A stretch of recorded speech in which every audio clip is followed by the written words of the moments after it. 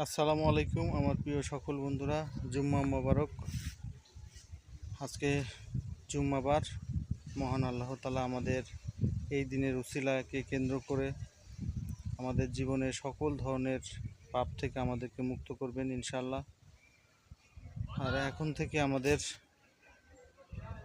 মৃত্যুর জন্য অপেক্ষা না করে ভালো কাজ প্রদর্শন করে মানুষের সাথে ভালো আচরণ করে থাকতে হবে, কারণ মৃত্যু আমাদের জন্য অপেক্ষা করবে না।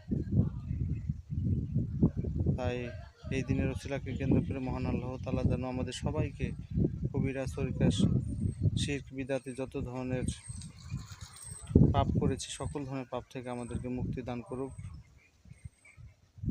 আমিন। ভালো থাকবেন সবাই।